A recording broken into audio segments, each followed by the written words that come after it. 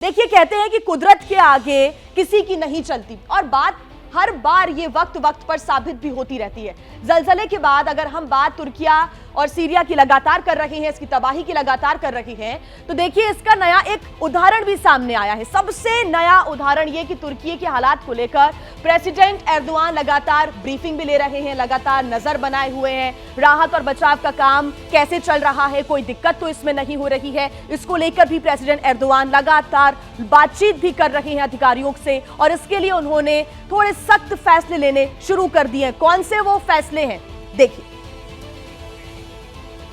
Camera on था। महातबाही का आंखों देखा हाल बताने के लिए रिपोर्टर ग्राउंड जीरो पर था। आसपास अफरा तफरी का आलम था।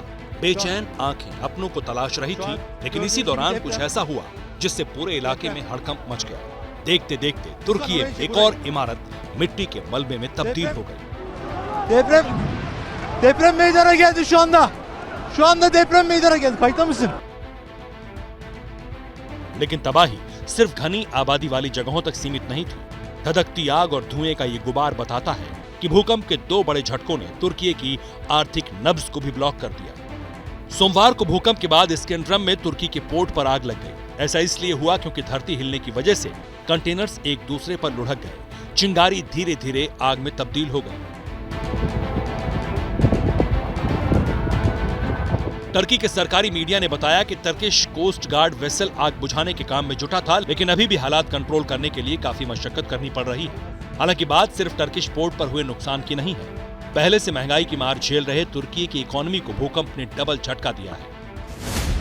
यूएस जियोलॉजिकल सर्वे के मुताबिक तुर्की और सीरिया के जिन हिस्सों में भूकंप आया, उसकी वजह से $1 बिलियन यानी 8200 करोड़ रुपए का नुकसान हो सकता है।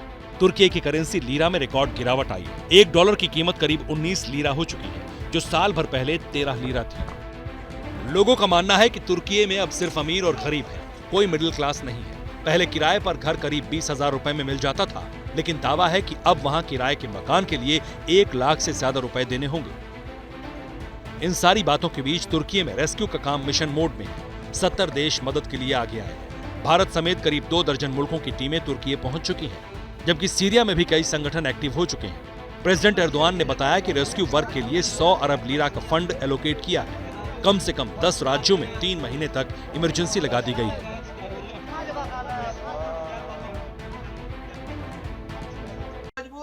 क्या मजबूरी है मेरी, बताइए।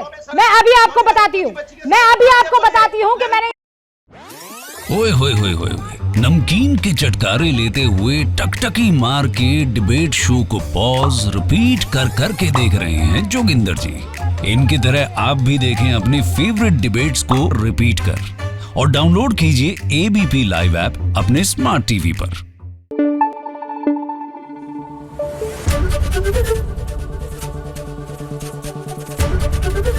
एबीपी न्यूज आपको रखे आगे।